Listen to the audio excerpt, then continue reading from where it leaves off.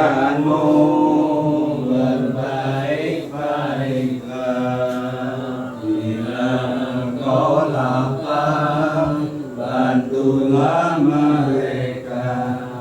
Bila kesulitan, cepat diringankan. Jangan dibiarkan hidup kesempitan. Sholli wa sallim iman ala mada.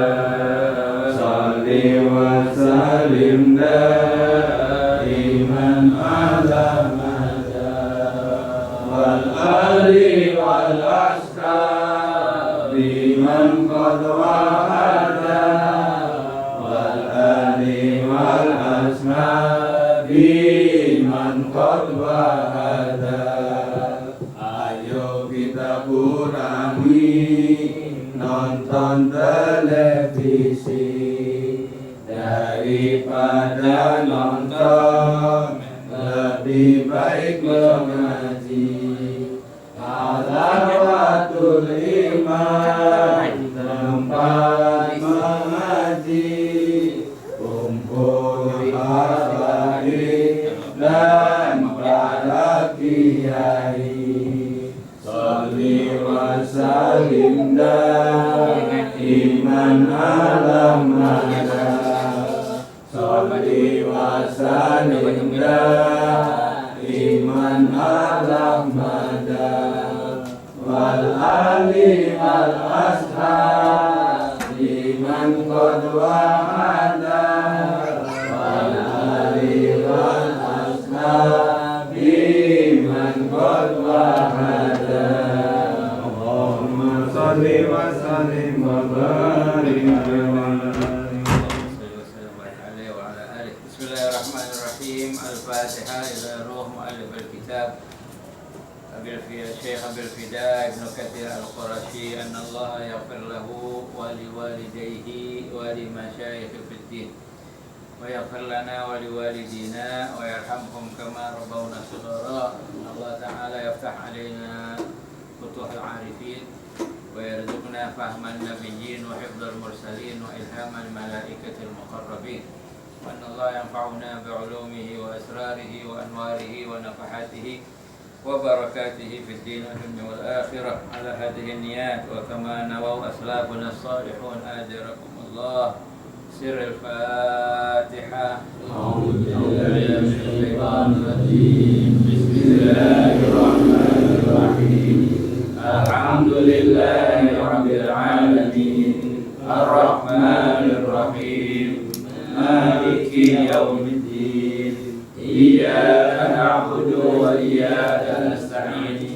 اهدنا الصراط المستقيم صراط الذين أنعمت عليهم غير المغضوب عليهم ولا الضالين. آمين. بسم الله الرحمن الرحيم. الحمد لله رب العالمين والصلاة والسلام على أشرف المرسلين سيدنا وحبيبنا ومولانا محمد وعلى آله وأصحابه أجمعين. اللهم أشهد أن لا إله إلا الله وحده لا شريك له وأشهد أن سيدنا محمدا عبده ورسوله لا نبي بعده. اللهم لا سهل إلا ما جعلته سهلا وأنت تجعل الصعب أو الحزن إذا شئت سهلا برحمتك يا أرحم الراحمين. قال المصنف رحمه الله ونفعنا به وبعلومه في الدارين آمين. إلى قوله تعالى أعوذ بالله من الشيطان الرجيم. ومن يعمل سوءا أو يظلم نفسه ثم يستغفر الله يجد الله غفورا رحيما. ومن يكسب إثما فإنما يكسبه على نفسه وكان الله عليما حكيما. صدق الله العظيم وبلغ رسوله النبي الحبيب الكريم ونحن على ذلك من الشاهدين والشاكرين. Walhamdulillahirabbil alamin.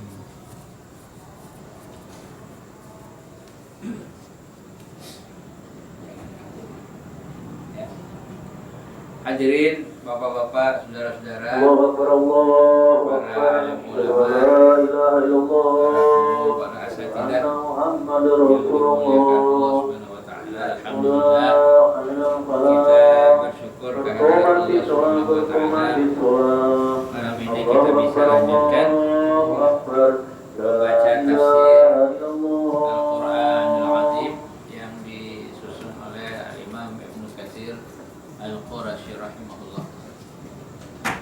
Salawat salam kita aturkan kepada Nabi besar Nabi Muhammad SAW beserta keluarga dan sahabat-sahabatnya semua, dan kita niat ta'lim kita adalah karena mengharapkan ridhonya Allah Ta'ala dan ridho Nabi Muhammad SAW. Hadirin, masih di dalam surah An-Nisa. Insyaallah kita lanjutkan ayat 106. 110, maaf, 110. Saudara, dalam pengajian sebelumnya kita telah membaca beberapa ayat-ayat yang sabab nuzulnya, sebab diturunkannya ayat-ayat tersebut adalah karena ada peristiwa orang yang memfitnah, di mana dia mencuri, kemudian barang curiannya itu ditaruh di rumah orang, sehingga orang yang tidak tahu sama sekali masalah itu dituduh sebagai pencurinya. Nggak cukup sampai di situ, karena si pencuri ini terus bicara sama anggota sukunya, ya, dengan harapan agar sukunya ini mengadu kepada Nabi Sallallahu Alaihi Wasallam bahwa dia dituduh mencuri, padahal orang lain yang mencuri, begitu. Jadi ingin cuci tangan, ingin membersihkan tangannya dari tindak kriminal pencurian dengan memfitnah orang lain. Nah, ini kelompok dari kabilahnya, dari sukunya betul-betul mendatangi Nabi SAW.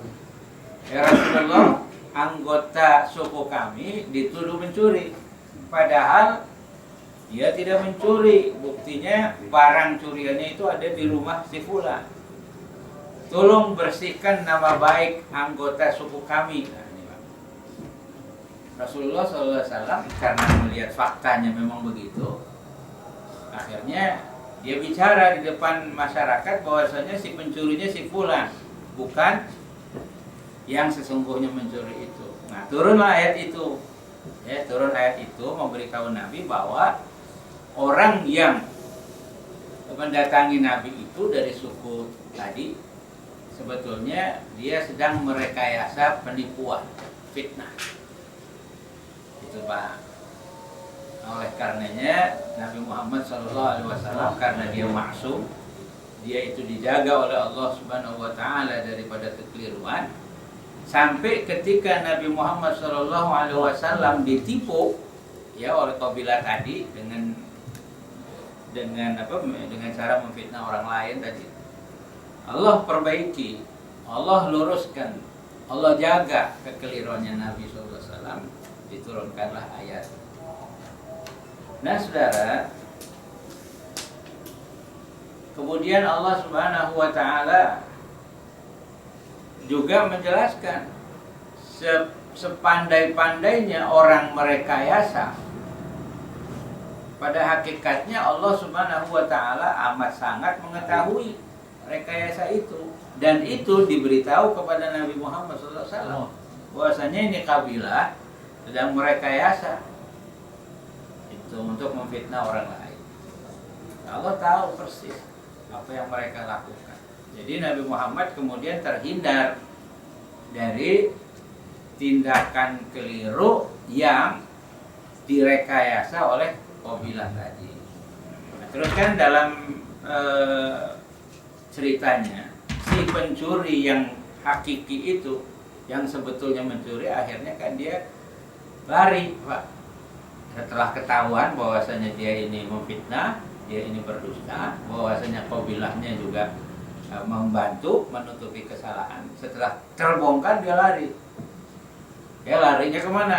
Ke Mekah untuk bergabung dengan orang-orang musyrikin. Dengan orang-orang musyrik. Padahal dia tadinya orang beriman, cuman munafik.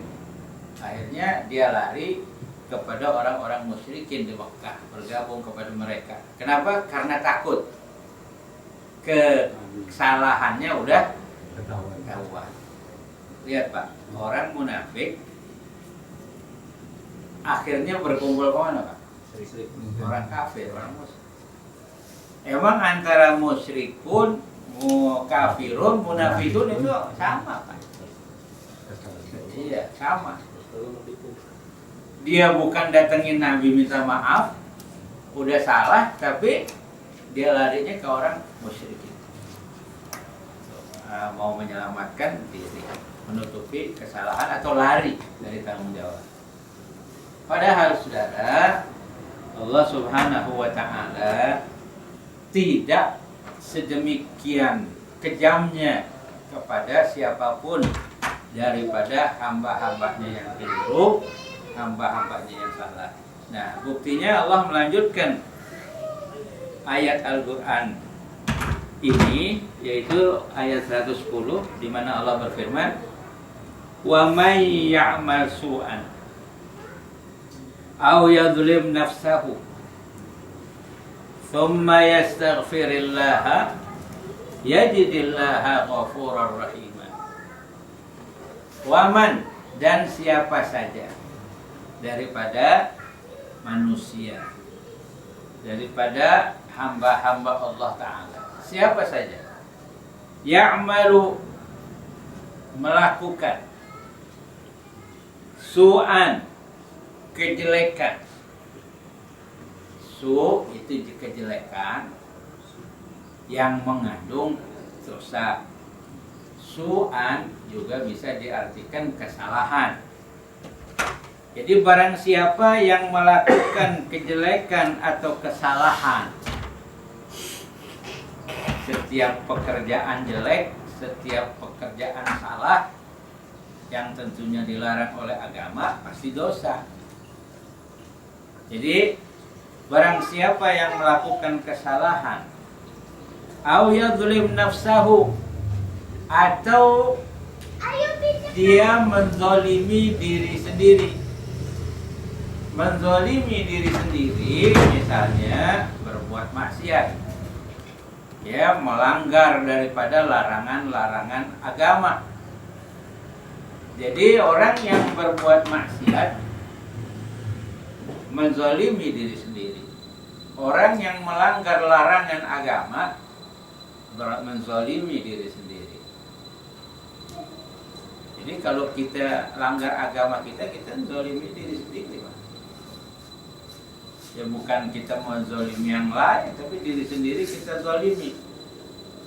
Allah menegaskan di dalam Al-Quran, misalnya, jangan kau minum minuman keras, ya, al-khamru, innamal khamru wal maisiru wal ansab wal azlam rijzun min amali syaitan fajtanibu. Sesungguhnya minuman keras dan judi, apalagi tuh, tebak-tebakan, rijsun, itu najis, min amali syaitan, itu kebiasaan kerjaannya syaitan. Jadi minum-minuman keras itu kerjaannya syaitan. Pak Ustaz, apa syaitan minum-minuman keras? Iya, minum minuman keras dia. Allah yang menegaskan kan, rijsun min amali syaitan, rijis, najis, min amali, daripada kerjaan syaitan. Jadi syaitan minum minuman keras. Apa dia punya pabrik minuman keras? Dia punya. Iya. Jadi syaitan itu kan awalnya itu mereka tuh dari kelompok jin. Ya, iblis itu kelompok jin. Nah, akhirnya dia jadi syaitan, dia jadi iblis. Kelompok manusia juga ada yang kemudian jadi syaitan, ada juga yang kemudian jadi iblis. Jadi syaitan iblis itu bisa ada yang dari kelompok jin, ada juga bisa dari kelompok manusia. Jadi orang yang minum minuman keras itu sama dengan syaitan, karena emang kerjaannya syaitan minuman keras. Nah, berarti orang yang minum minuman keras dia jadi kelompok syaitan. Betul ya Pak ya? Iya, jadi kelompok syaitan manusia, wujudnya manusia. Pakai baju, pakai dasi, cakep, rapi, minum minuman keras, syaitan. Iblis. Kalau ada orang yang minum minuman keras, yang mana minuman keras itu adalah kebiasaan yang dilakukan oleh syaitan, maka menurut Al-Quran dia sudah menzalimi diri sendiri. Yadlim nafsah, menzalimi diri sendiri. Ini jelas sampai di sini Pak? Jelas. Wa may ya'mal su'an aw yadhlim nafsahu, barang siapa yang melakukan kejelekan, dosa, atau menzalimi diri sendiri dengan maksiat, tsumma yastaghfirillah, kemudian dia mohon ampun kepada Allah. Pak, Bapak perhatiin lagi di sini Pak, ini ayat. Ya, Allah menyebutkannya dengan kata summa. Summa. Bukan fa, bukan saufa, tapi summa. Jadi Pak, yang namanya orang melakukan kejahatan, dosa, atau orang yang menzalimi dirinya sendiri, itu biasanya nggak bisa langsung tobat, nggak bisa langsung istighfar, biasanya itu secara umum, tapi melalui proses tuh Pak. Makanya Allah menyebutkannya di sini, siapa saja yang melakukan kesalahan kemudian dia menzalimi diri sendiri, lantas ada apa Pak? Ada waktu, ada jeda, lantas dia istighfar. Nah, oleh karenanya hati-hati kita Pak, jangan sampai kita memulai satu amalan atau kita menzalimi diri sendiri. Kenapa? Istighfarnya itu agak susah, menyadarinya itu agak sulit daripada kekeliruan itu. Dan itu umum Pak, di mana-mana. Di zaman Nabi juga gitu. Ya, orang yang salah lama sadarnya. Nah, beruntung sekalipun dia lama sadar, kemudian dia istighfar, itu masih beruntung. Ini masalahnya yang sangat riskan adalah orang yang berbuat kesalahan, dia menzalimi diri, lama nggak tobat-tobat, nggak istighfar, keburu mati. Nah, itu yang naudzubillah min dzalik. Ya, jadi ini nasihat dari Allah buat kita semua bahwa perbuatan yang sayyi'ah, perbuatan yang perbuatan dosa itu ya sulit sekali disadari oleh pelakunya bahwa itu salah. Nah, tapi peluang untuk menyadari itu masih ada sekalipun agak lama. Maka Allah sebutnya di sini dengan kata summa. Summa yastaghfirullah, kemudian dia mohon ampun kepada Allah daripada amal su'nya itu. Mohon maaf kepada Allah dari menzalimi dirinya sendiri. Ya yastaghfirullah. Baik, sekarang kita mau lihat nih Pak, menzalimi diri sendiri dengan cara maksiat. Kenapa Allah mengistilahkannya dengan menzolimi diri sendiri? Ya, yadlim nafsahu. Karena orang yang berbuat maksiat itu lebih dulu akan terkena efek negatifnya. Orang lain tidak. Ya, tidak terkena efek negatif maksiat yang dilakukan. Jadi yang pertama kali merasakan efek jeleknya, akibat buruknya adalah yang melakukan maksiat itu sendiri. Makanya Allah menyebutnya mencelakakan diri sendiri, menzolimi diri sendiri. Misalnya orang ninggalin sholat, itu kan maksiat. Sholat wajib tapi nggak dikerjakan, maksiat itu namanya. Nah, efek negatifnya, akibat buruknya itu nggak kena orang lain. Kalau ada yang ninggalin sholat, akibat buruk adalah langsung terkena kepada diri sendiri. Nah, makanya Allah menyebutnya yadlim nafsahu, menzolimi diri sendiri. Efek negatif daripada maksiat akan terkena pada pelakunya di dunia dan juga di akhirat. Orang yang ninggalin sholat, efek negatifnya yang akan dialami adalah hatinya tidak tenteram dan mudah untuk melakukan kejahatan. Itu di dunia, Pak. Orang yang kagak sholat lebih mudah melakukan kejahatan dibanding orang yang sholat. Kenapa? Inna sholata tanha 'anil fahsya'i wal munkar. Jadi orang yang sholat lebih susah melakukan kesalahan dan kejahatan, orang yang sholat. Tapi kalau orang yang nggak sholat gampang. Kemudian orang yang meninggalkan sholat biasanya nggak tentrem hatinya, gelisah. Karena orang yang melakukan sholat itu mendatangkan kebahagiaan luar biasa dan ketentraman yang sangat luar biasa. Sampai-sampai Nabi kita Muhammad SAW berkata kepada Sayyidina Bilal Ibn Rabah radhiyallahu anhu, ya Bilal, arihna minas sholat.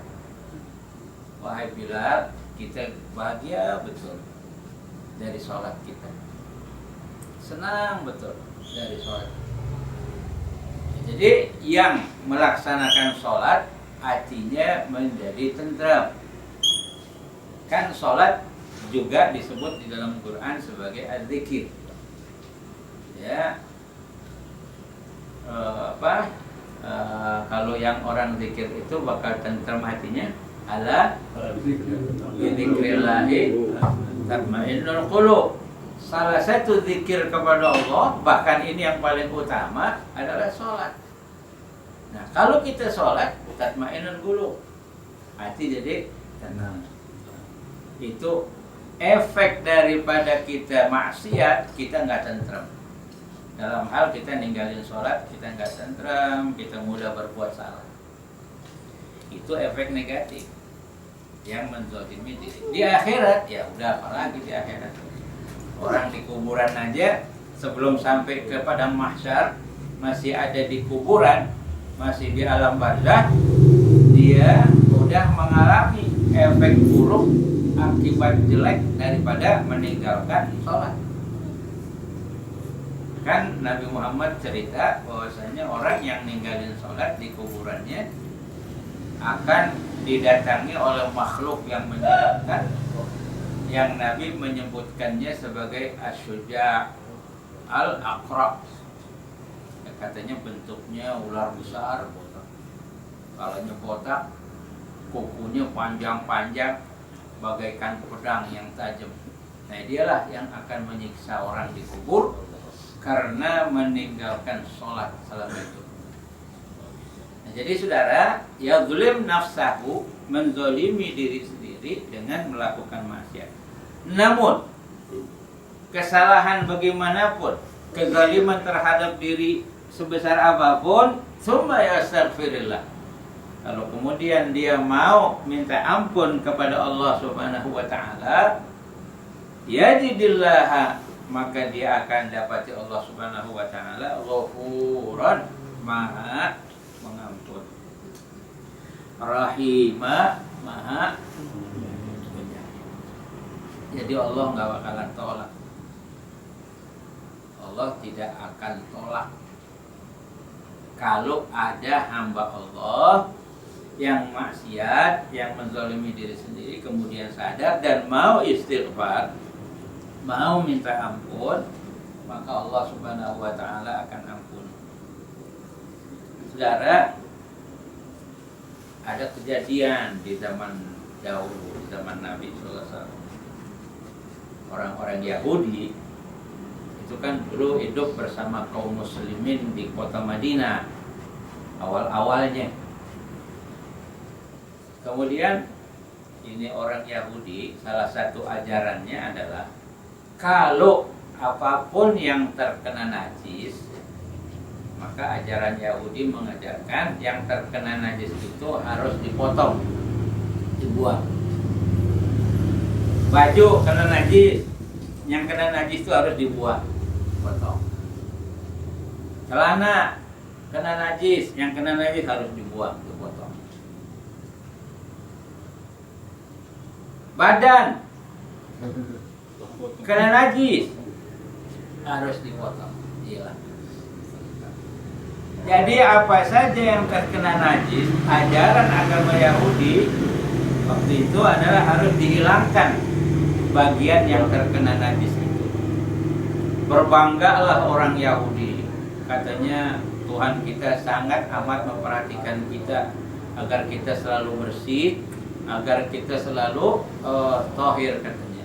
Buktinya ajarannya adalah kalau kena najis mesti dipotong. Kemudian ada orang Islam terbengong-bengong, Pak. Sahabat Nabi, wush, luar biasa. Terus dia bilang, lebih bagus ajaran agama kita katanya. Ya lebih bagus ajaran agama kita. Kalau ada orang terkena najis, nggak usah susah-susah potong, cukup dicuci katanya. Itu ajaran agama Islam begitu. Sekalipun kalau najisnya itu najis batin, dosa kan, kalau dosa kan najis Pak, nggak ketahuan kan.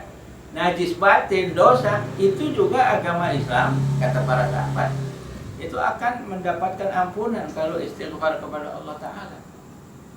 Kalau orang Yahudi zaman Nabi Musa dulu bersalah, uqtulu anfusakum. Iya kan? Di Quran diceritakan bahwasanya orang yang salah waktu itu cara taubatnya adalah bunuh diri. Nah, para sahabat menjelaskan kemudian kepada Yahudi itu, agama kita, agama Islam lebih hebat lagi. Kalau ada orang yang bersalah, cukup apa Pak? Istighfar. Nah, ini kemudian disebutlah wa man ya'mal su'an aw yadhlim nafsahu thumma yastaghfirillah, mau dia minta ampun, yajidillah Ghafurar Rahimah. Jadi Allah Subhanahu wa taala di dalam Islam itu sangat pengampun dan sangat penyayang. Siapa saja yang salah, bagaimanapun kesalahannya, maka pasti akan Allah Subhanahu wa taala ampunkan, asal dia mau menyadari kesalahannya dan istighfar kepada Allah Subhanahu wa taala. Dia luar biasa Pak ya, hukuman Yahudi itu. Kalau yang kena misalnya jempol kaki kena najis, misalnya maaf nih, lagi jalan di jalan di padang pasir, jempol kakinya nginjak tai onta misalnya, aturannya apa Pak? Potong tuh jempol. Alhamdulillah. Jadi kalau Islam enggak, gampang, cuci aja. Ya makanya dalam Islam kalau kita pelajarin ajaran soal toharoh, para ulama fuqaha berdasarkan daripada nas Quran ataupun nas hadis sahih, kalau orang terkena najis, lihat dulu najisnya. Najis mughalladah, apa najis mutawassithah, apa najis mukhaffafah. Itu ulama jelasin begitu, Pak. Kalau mughalladah yaitu najis daripada yang dianggap berat. Apa itu najis berat? Misalnya apa, Pak? Anjing, babi, itu kan liur anjing. Itu mughalladah. Cara nyucinya apa? Sab'a marrat kata Nabi, cuci 7 kali. Ihdahun nabi turab, salah satunya pakai tanah. Selesai, nggak usah pakai dipotong. Nah, lihat najisnya apa? Oh, mutawassithah. Nah, mutawassithah diapain, Pak? Dicuci sampai hilang baunya, warna dan rasa. Oh, najisnya mukhaffafah, cipretin aja kata Nabi sama air, hilang tuh najis. Betul kan? Nah, itu Islam, Pak. Dinu yusrin, agama yang paling mudah, nggak ribet, nggak susah, cukup istighfar. Ya, cukup kita jalanin tuntunan agama dan itu semuanya mudah. Makanya aneh kalau orang yang telah mengaku dirinya sebagai orang Islam tapi masih berat menjalankan ajaran Islam. Padahal ajaran Islam adalah ajaran yang paling mudah dilihat daripada atau dibandingkan daripada ajaran-ajaran agama yang lain. Ya aneh, sholat males, puasa males, pergi haji padahal dia mampu males. Nah ini jadi aneh sebetulnya. Kemudian Bapak dan saudara-saudara, alhamdulillah kita punya Allah Ta'ala ini adalah Allah yang Maha Ghafur. Ya, Maha Ghafur, Maha Pengampun. Dosa sebesar langit bumi. Bayangin, Pak, langit bumi, dosa kita segitu. Maka Allah siap mengampuni. Allah siap apa, Pak? Memberikan taubat. Beruntunglah. Ya, beruntung kita jadi umat Nabi Muhammad SAW. Kenapa Allah begitu sayang sama umat Nabi Muhammad? Salah sebesar apapun Allah siap ampun. Itu berkat daripada doanya Nabi Muhammad SAW. Ya, Allah Subhanahu wa Ta'ala kan sudah menyatakan bahwa Nabi kita Nabi Muhammad SAW adalah afdalul anbiya war rusul. Hamba Allah yang paling tinggi nilai derajat kedudukannya adalah Nabi Muhammad SAW. Hamba Allah yang paling bertanggung jawab kepada umatnya adalah Nabi Muhammad SAW. Jadi itu nggak bisa dipungkiri berdasarkan nas Quran, berdasarkan nas hadis bahwasanya Nabi Muhammad SAW adalah hamba Allah yang paling mulia, paling utama, paling tinggi kedudukannya. Nas hadis menyebutkan bahwa la ilaha illallah Muhammadur Rasulullah. Itu syahadatain. Allah Muhammad. Ada enggak la ilaha illallah Isa Rasulullah? Dulu ada. Ya, sekarang udah enggak berlaku. Nabi Isa insya Allah nanti kalau pada saatnya dia bakal turun lagi kedua kali ke atas bumi. Itu bukan sebagai Rasulullah lagi, tapi dia sebagai umat Nabi Muhammad. Dan saudara, Rasul-Rasul semuanya itu nantinya itu mengikuti Nabi Muhammad SAW. Jadi umat Nabi Muhammad SAW. Nabi Adam, manusia pertama yang Allah ciptakan di sorga lagi, itu nanti dia akan ikut Nabi Muhammad SAW. Nabi Nuh, Nabi Hud, Nabi Saleh, Nabi Daud, Nabi Ibrahim, Nabi Musa, Nabi Isa, semua nanti akan dipimpin oleh Nabi Muhammad SAW. Dan itu berdasarkan nas, berdasarkan dalil. baik di Quran maupun di Sunnah. Itu udah banyak dikaji oleh para ulama. Nanti di padang mahsyar, di akhirat, semua nabi-nabi nggak bisa menyelamatkan umatnya dari murka Allah yang begitu amat dahsyat.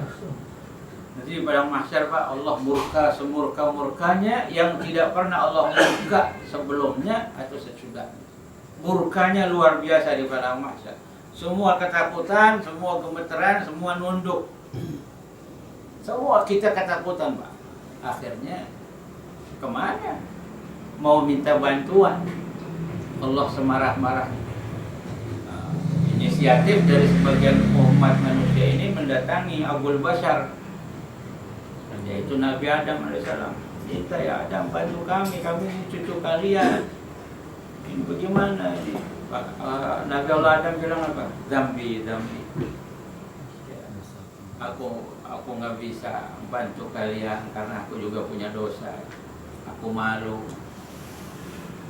Idhabu ila ghairi, coba kau minta bantuan kepada yang lain, kata Nabi Adam. Iya kata Nabi Adam. Akhirnya ramai-ramai pada datang ke seluruh nabi terus, semua tidak bisa. Dibilang idhabu ila ghairi.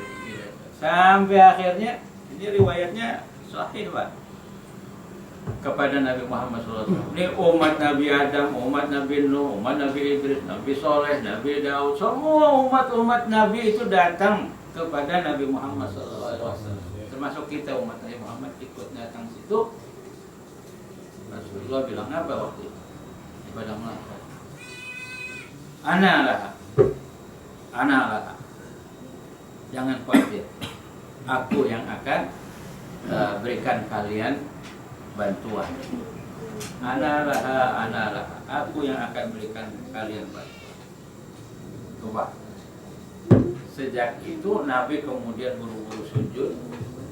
Allah suruh angkat irfa' ra'sak, angkat sujudmu wahai Rasul. Is'al, tu'ta, minta apa yang kau mau aku berikan. Wasfatu syafa', kalau kau mau bantu ini orang, silahkan. Coba. Nabi kita, Nabi Muhammad Sallallahu Alaihi Wasallam. Kita mendapatkan banyak kemudahan dari Allah berkat daripada Nabi kita Muhammad Sallallahu Alaihi Wasallam.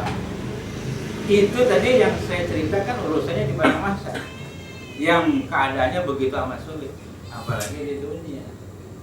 Di dunia ini Rasulullah Sallallahu Alaihi Wasallam juga minta kepada Allah Subhanahu Wa Taala agar supaya umatnya dimudahkan, diampuni segala kesalahan dan dosa-dosa. Jadi kalau kita salah, kalau kita keliru, selagi kita beriman kepada Allah, ikut Nabi Muhammad SAW, kemudian kita istighfar, yajidillaha ghafuran rahimah. Jadi kita bisa mendapatkan keberkahan begini adalah berkat Nabi kita Muhammad. Makanya nggak bisa kita jauh dari Nabi Muhammad, nggak bisa. Jadi orang alim sealim-alimnya di dunia, jauh dari Nabi Muhammad nggak ada guna. Jadi orang ahli seahli-ahlinya nggak mau ikut Nabi Muhammad, nggak ada gunanya.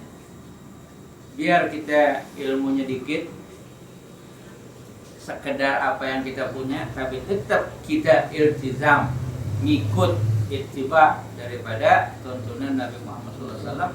Insya Allah kita akan mendapatkan berkah, kita akan mendapatkan syafaat. Ini yang perlu kita garis bawahi Pak. Jadi jangan kita lepas Nabi Muhammad SAW, jangan kita jauhkan Nabi Muhammad SAW, supaya di hati kita, pikiran kita, omongan kita selalu Nabi Muhammad SAW. Selalu, jangan sampai kan. Betul Pak ya? Wa may ya'mal su'an aw yadhlim nafsahu fa yastaghfirillaha yajidillaha ghafurur rahimah. Ghafur Maha Pengampun, Rahimah Pengasih, Penyayang.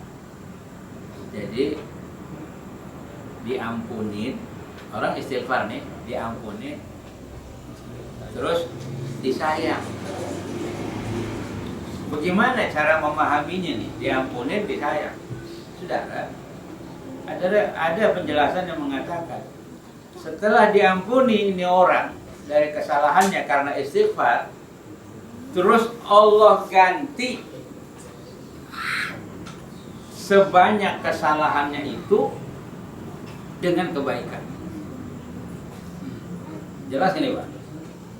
Kan ini orang salah. Misalnya salahnya selaut. Ya istighfar minta ampun. Terus Allah ampuni. Allah tutup kesalahannya yang selaut. Terus kesalahannya yang selaut itu Allah robah jadi kebaikan. Diampunin terus ditambah sama kebaikan. Kesalahannya dirobah jadi kebaikan. Itu yang namanya Ghafurun Rahim. Ini bukan berarti kita banyakin aja kesalahan. Kita istighfar, ntar kan diganti jadi kebaikan. Jangan. Ya, kalau keburu istighfar, kalau nggak keburu terus meninggal, wah, repot. Bukan begitu. Jadi saudara, ini karena ingin menjelaskan tentang kerahimannya Allah Subhanahu wa Ta'ala. Jadi para ulama tafsir mengatakan Ghafuran, ente istighfar diampuni, rahimah, kejelekan ente dirubah jadi kebaikan. Ghafuran. Makanya jangan lupa dah Pak, istighfar terus. Ya, kapan aja, di mana aja, seingat-ingat kita pada istighfar. Terus istighfar. Kemudian Allah Subhanahu wa Ta'ala di dalam 111 An-Nisa ini melanjutkan dengan firman-Nya, "Wa may yaksib isman fa innama yaksibuhu ala nafsihi wa kana Allahu 'aliman hakima." Ini sekali lagi Allah menggunakan kata-kata waman. Ya, man. Tadi kan waman ya'mal. Ya toh? Nah, sekarang waman yaksib. Jadi ada sama waman. Maksudnya adalah siapa saja. Waman siapa saja, laki, perempuan. Ya, kemudian tua atau muda, siapa aja.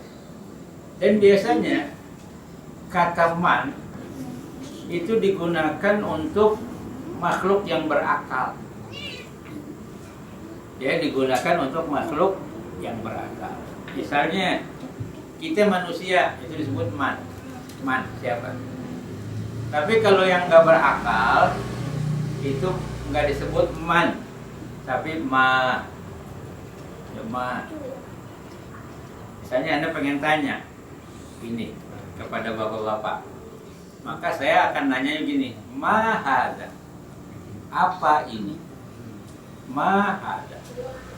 Tapi ketika Anda pengen nanya ini, ya Anda nanya ini, Anda nggak bilang ma hada, nggak boleh. Tapi Anda mesti bilangnya apa? Man hada.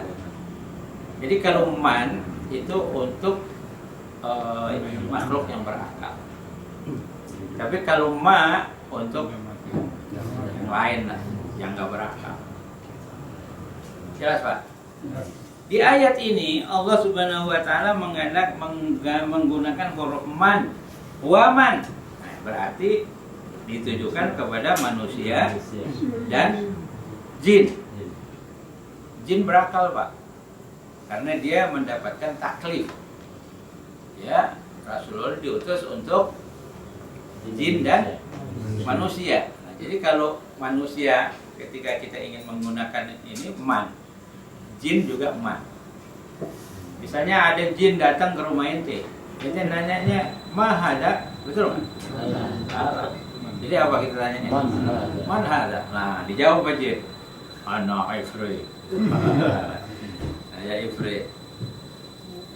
Nah, saudara, di sini Allah Ta'ala berfirman, wa man yaksib. Barang siapa yang berupaya, kasaba yaksibu, berupaya melakukan.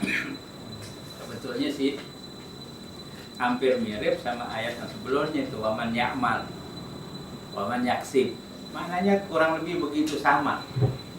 Ya, kalau yaksib itu biasanya ada upaya, Pak.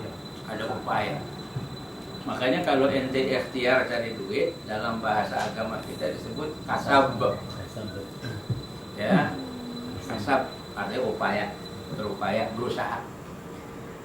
Wa may yaksib isman, barang siapa yang melakukan, yang mengupayakan isman,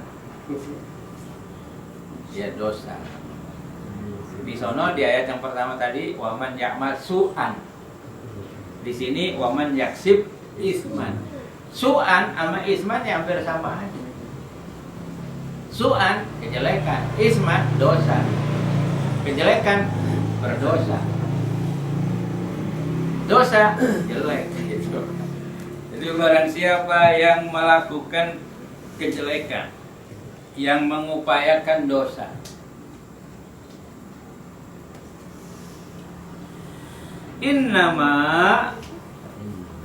fa innama pada hakikatnya sesungguhnya yaksibuhu dia melakukannya ala nafsi untuk dirinya sendiri.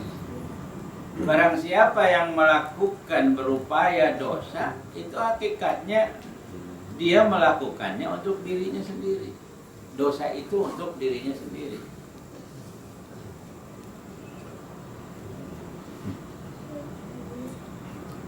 Gini misalnya Pak,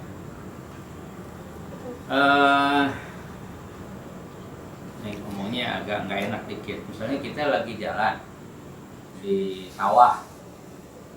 Nah, biasanya kan kalau di sawah tuh maaf nih banyak tai kebo kan, sapi lagi ngelogo kan pada buang air situ tuh. Nah itu kotoran sapi itu kita ambil, kita teblokin ke muka kita. Itu Pak. Sama ini Pak. Wa may yaksib isman fa innama yaksibuhu ala nafsi.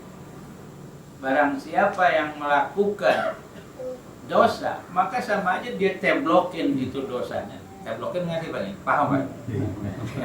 Dia teblokin buat dirinya daripada kejelekan itu. Jadi bukan buat yang lain. Ini Allah yang menegakkannya Pak. Wa may yaksib isman fa innama yaksibuhu ala nafsi. Jadi urusannya urusan sendiri, tanggung jawab sendiri, resiko sendiri kalau dia melakukan dosa. Ya, kita kalau melakukan dosa ya resiko kita sendiri. Kita yang melakukan ya kita yang tanggung jawab. Kita yang mengerjakan ya atas diri kita kejelekan itu. Dan saudara, yang namanya isman itu pasti najis. Pasti dosa itu pasti najis. Cuman najis itu ada najis aini, ada najis hukmi. Kalau najis aini, dosa itu kan najis. Itu namanya hukmi. Artinya najis yang abstrak gitu. Najisnya abstrak. Tapi kalau najis aini yang nyata, aini yang kelihatan, yang fakta, nah itu najis ya kotoran, darah, itu semua najis. Nah jadi saudara ada najis aini, ada najis hukmi. Najis hukmi ya kalau kita misalnya melakukan kejahatan yang enggak kelihatan. Misalnya apa tadi tuh Pak? Kita bukan makan marus misalnya. Kalau makan marus kan najis tuh. Marus apa Pak? Darah yang dikentelin tuh terus digoreng kan? Iya. Kalau ngelihat fisiknya sih kayak hati gitu Pak. Darah digoreng itu biasanya dulu, nggak tahu sekarang. Dulu itu orang di pasar-pasar tradisional pada jual marus itu digoreng pakai cabai dulu. Kalau sekarang kayaknya nggak ada orang jual darah ya. Iya. Tapi kalau bapak ke Hong Kong masih ada tuh Pak. Di resmi di toko-toko kuliner gitu orang jual marus. Karena mereka nggak punya aturan haram halal. Kalau kita nggak bisa Pak, yang namanya marus sekalipun digoreng dengan cara modern tetap aja haram. Nah kita makan marus itu makan najis apa tadi Pak? Aini. Makan melakukan sesuatu yang najisnya nyata, marus. Tapi kalau kita misalnya melakukan meninggalkan kewajiban, dosanya hukmi. Jadi najisnya najis hukmi. Innamal musyrikuna najasun. Sesungguhnya orang yang musyrik itu menurut Quran, menurut Allah Ta'ala adalah najis. Orang yang Tuhannya 3, orang Tuhannya 2, orang yang banyak punya Tuhan itu najis. Najis menurut Quran, najis menurut Allah Ta'ala. Jadi orang musyrik najis Pak.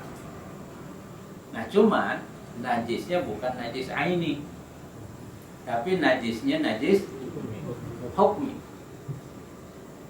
Nah saudara, misalnya ente berteman sama orang musyrik, boleh berteman, boleh kan kita. Terus kita udah punya wudhu, terus kita salaman sama orang musyrik nih, tangan kita kena najis nggak Pak?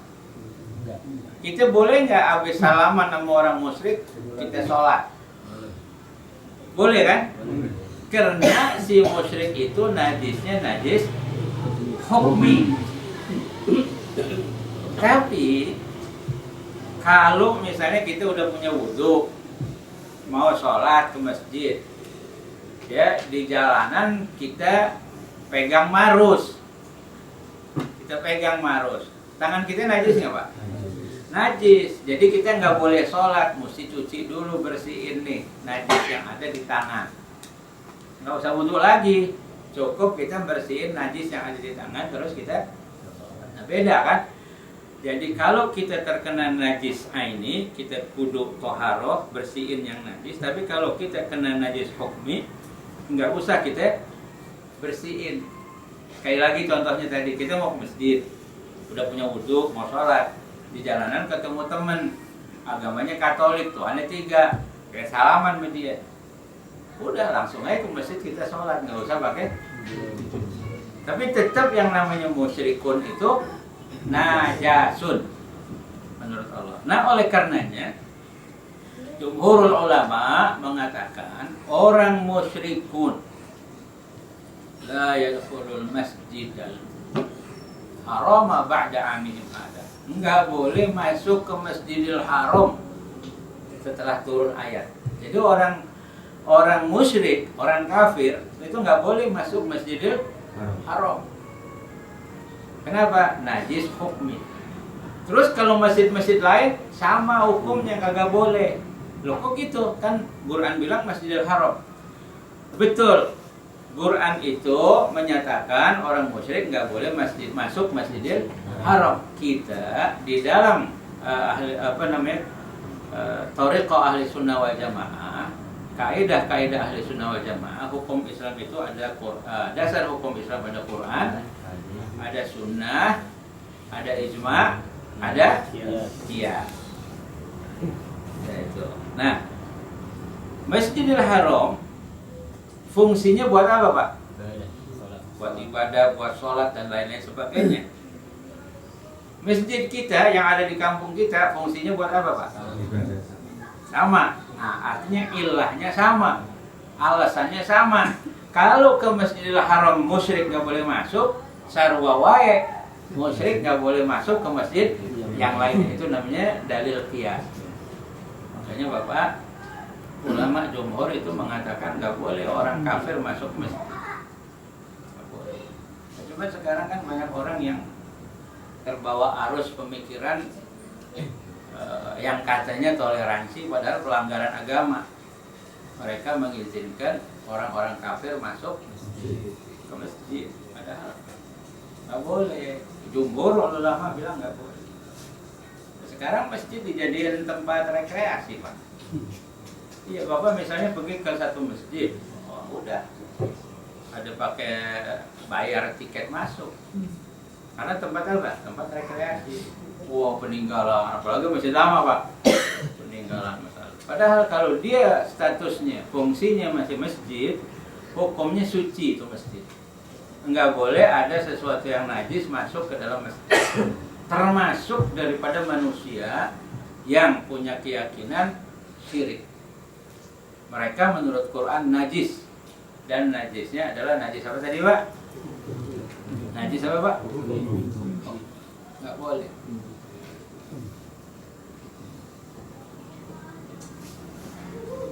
Innamal musyrikuna najasun fala yadkhuluna al-masjidal haram ba'da 'amihim hadza. Jadi begitu turun ini ayat, enggak boleh lagi ada orang musyrik di Mekah, enggak boleh lagi ada orang musyrik di Madinah. Kenapa? Karena batasan Mekah itu disebut tanah haram. Batasan kota Madinah disebut tanah haram. Makanya disebut Al-Haramul Makki buat Mekah, Al-Haramul Madani buat Madinah. Itu tanah haram, nggak boleh ada orang kafir masuk sini. Nah kalau kita sih, misalnya nih Al-Haram Celeduk, larangan Celeduk kan, ya kita boleh dah orang kafir masuk ke larangan, tapi ke masjid jangan. Gitu? Yang masuk ke RT, ke lurah, ke jalan sini, silahkan. Tapi kalau ke masjid, tungguin di luar. Tungguin di luar. Kalau ente mau masuk ke dalam masjid, gampang. Asyhadu an la ilaha illallah, asyhadu anna Muhammadar Rasulullah. Wa may yaksib isman fa innama yaksibuhu ala nafsihi. Barang siapa yang mengupayakan dosa, maka sesungguhnya dia mengupayakan dosa itu untuk dirinya sendiri. Wa kana Allahu aliman, dan sesungguhnya Allah sejak dulu Maha mengetahui. Ya Allah mengetahui. Dulu Allah tahu. Sebelum kita ada, Allah tahu kita. Sebelum kita ada, Allah tahu apa yang kita akan alami. Sebelum kita ada, Allah tahu apa yang akan kita lakukan. Alimah. Sebelum kita ada, bahkan sebelum Nabi Adam ada, Allah Subhanahu wa Ta'ala udah tahu apa yang bakal terjadi, apa yang bakal dialami, dan seterusnya. Itu alimah. Jadi kita harus memahami Allah kita itu Maha mengetahui sejak azal. Sejak azal, sejak dulu, sebelum ada apa-apa, Allah udah tahu bagaimana akan datang, bagaimana apa yang bakal terjadi besok, lusa, sampai akhir zaman. Itu alim. Allah sudah tahu. Nah kalau kita, ya pengetahuan kita amat sangat terbatas. Ntar nih kita nggak tahu apa yang bakal terjadi. Ya habis kita ngaji kita nggak tahu. Itu manusia. Jadi Allah tahu. Sebelum bapak-bapak hadir di sini, kan bapak nggak tahu. Tapi Allah Ta'ala mengetahui segala yang bakal terjadi. Innallaha wa kana Allahu, dan Allah sejak semula aliman, Maha mengetahui, hakimah, yaitu Maha bijaksana. Jadi saudara, kita upayakan kesalahan. Misalnya manusia melakukan kesalahan, yaksibu isman, Allah tahu. Tapi hakiman, dia juga bijaksana. Coba kalau kita misalnya Pak, ngelihat ada maling kotak amal masjid, ya sholat Jumat, terus kita tahu dia nyolong kotak amal masjid. Terus apa yang kita kerjain Pak? Apa yang kita kerjain Pak? Ngelihat maling mencuri kotak amal masjid hari Jumat, kita apain Pak?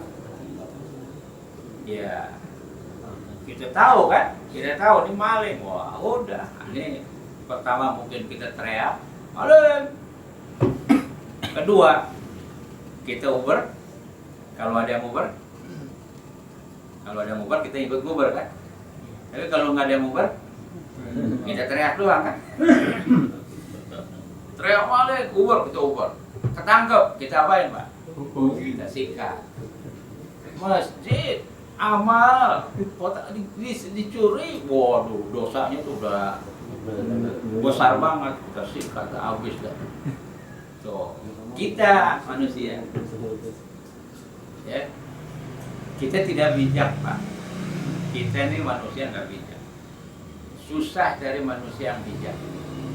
Makanya ada maling kotak amal masjid itu udah kita sikat. Nggak bijak kita. Tapi kalau Allah Ta'ala aliman, dia tahu kesalahan kita, dia tahu kita mengupayakan dosa. Aliman, dia ngerti, dia paham. Hakimah, tapi Allah itu bijaksana. Allah bijaksana. Nggak langsung kita digebukin Pak. Misalnya kita salah nih, apa Allah langsung kirim malaikat tangkap gebukin? Ya, Allah bijaksana. Innallaha yumhilu wala yuhmil. Allah kasih waktu, akan dia istighfar, besok kali dia sadar, terus dikasih waktu. Nah, jadi sudah ada. Kalau Allah Ta'ala mengetahui itu tidak, ya, Allah Ta'ala mengetahui kesalahan kita, kekeliruan kita, Allah Ta'ala mengetahui dosa kita, upaya-upaya jahat kita, tapi tetap Allah bijak. Dan biasanya Pak, umumnya kalau ada orang bersalah dalam satu kesalahan, itu kalau dia mukmin nih, orang nih yang melakukan kesalahan itu Allah tutup, nggak ada yang tahu. Itu namanya sitrullah. Ya, satarallahu, Allah tutup. Orang mukmin ketika baru pertama kali melakukan kesalahan, kesalahannya Allah tutup. Satarallahu. Karena Allah bijak. Oh, ditutup.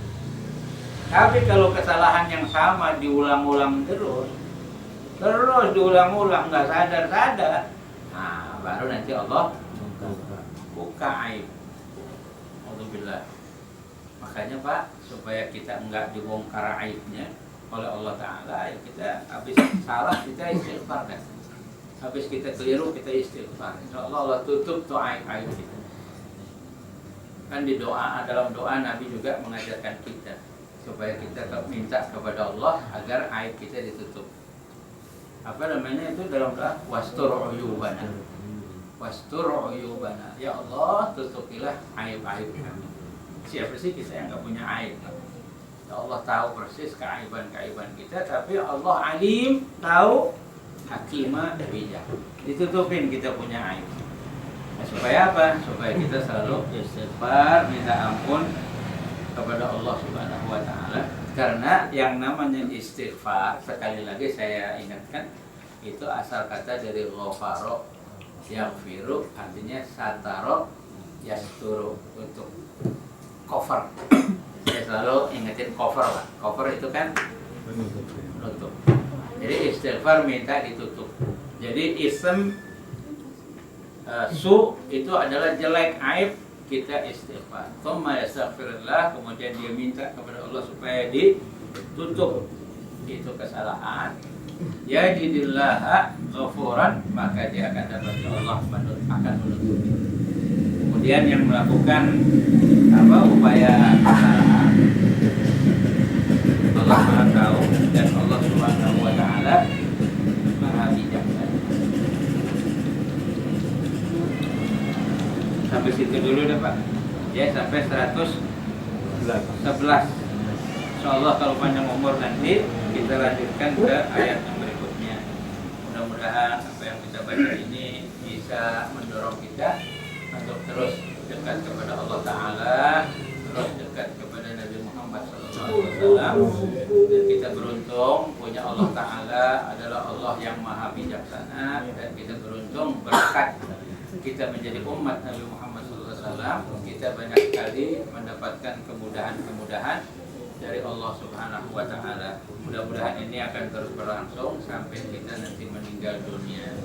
Amin ya rabbal alamin. Subhanakallahumma wa bihamdika asyhadu an la ilaha illa anta astaghfiruka wa atubu ilaik.